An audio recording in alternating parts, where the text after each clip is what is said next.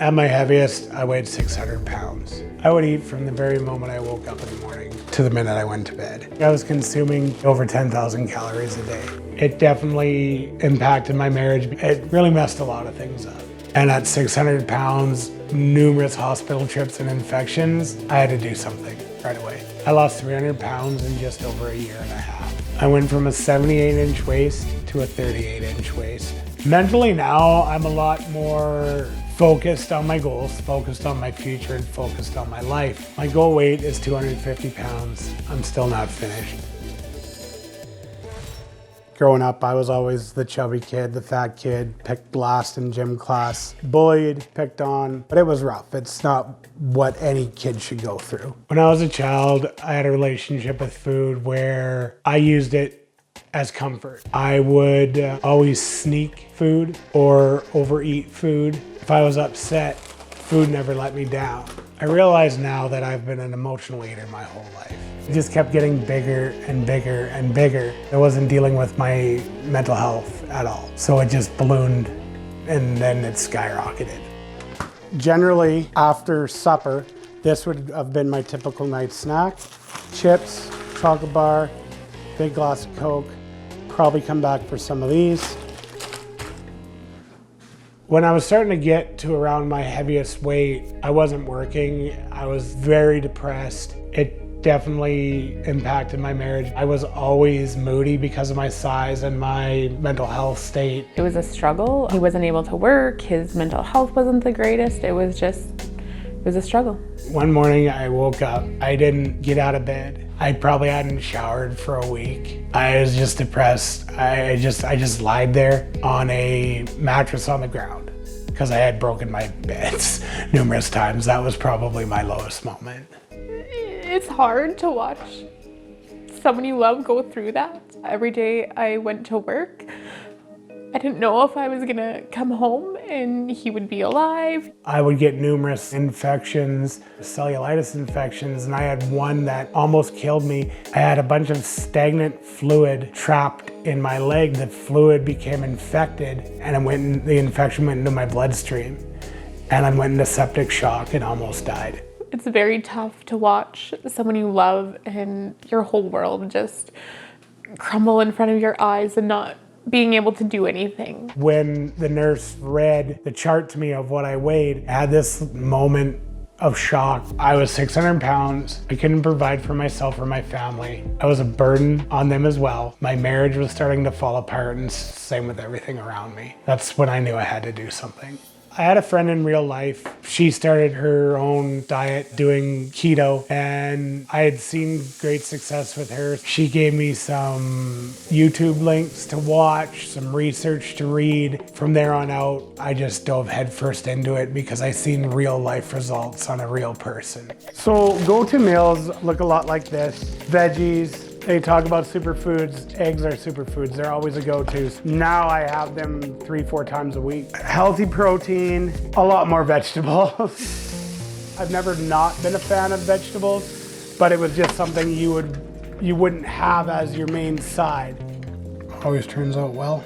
This is my home gym. This bench and all the free weights you see, my cousin-in-law Clayton gave those to me. This is how it started for me. I'm thankful that he seen something in me to give me this stuff. Then I was talking about how I wanted to go to the gym. So we ended up going together a few times. Just having someone there who knew the gym setting, it helped take away a lot of that anxiety walking into a place like that. To have such a good support system, it meant a lot because for so long, I always felt alone. Meanwhile, they were there and wanting to help me. I just had to smarten up and take their help. At my heaviest, I weighed 600 pounds. I lost 300 pounds in just over a year and a half. I dropped fast. And I never really hit a plateau till I hit the 300 pound mark. Then I hit one, and it's now taken about 4 months to start losing weight again. Not giving up is the only thing you can do for a plateau. You just have to push through it. My goal weight is 250 pounds. I'm still not finished. All my excess skin. Some days I like it, some days I don't. I can see progress underneath when I flex. It's these on the sides that drive me the most crazy. Looking back though, it's a big reminder of how far I've come. Battle scars of a warrior. Being 600 pounds, it was expected to happen. I know what I was and what I'd look like after I deflated. And perhaps one day I'll have surgery, but until then, it is what it is. Yeah, at the wedding. It was the first time you came to Francis, I think. Yeah, I'm way smaller now. Yeah. Well, obviously you are too, but. Jennifer at her biggest was 320 pounds, and she's lost about 122 pounds so far herself. Jen and I would motivate each other during this by just being our biggest supporter, clapping when we lost a pound, clapping when we lost 10 pounds, researching recipes together, going for walks together. It's been a complete lifestyle change for us. This is just our life now. We're both healthier and happier. Come here. And doing it together, I think, is why he's been so successful and why I've been successful. Yeah.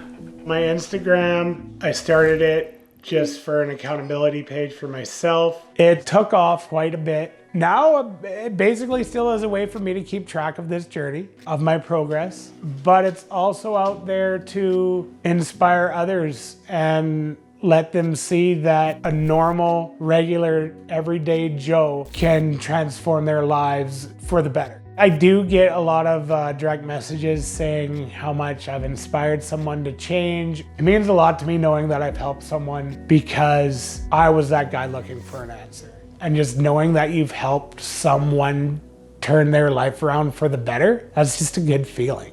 Mentally now, I'm a lot more focused on my goals, focused on my future, and focused on my life. When things come up that stress me out, instead of turning to food or anything else, I face them head on. It's been a journey, definitely some ups and downs, but I'm just super proud of Chance and how far he's come and how he's changed. I guess I'm just excited to see where the future takes him and myself, and just excited to keep going and get on to phase 2. I don't take a lot for granted anymore, or I try not to.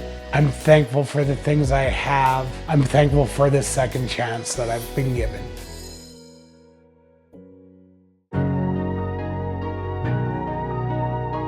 We have 2 trans kids. Anyone can be whoever they want. I'm just owning it. Our family is seen to be very unconventional. So I had kids and I can't be hot anymore. Like, moms are hot too. People say I look like a thug, but I love thugs. I take that as a compliment. I'm bored of people thinking that I cannot be intimate. I'm a young, single, hot piece of disabled booty. I feel like I'm going to look at myself and be like, who is that?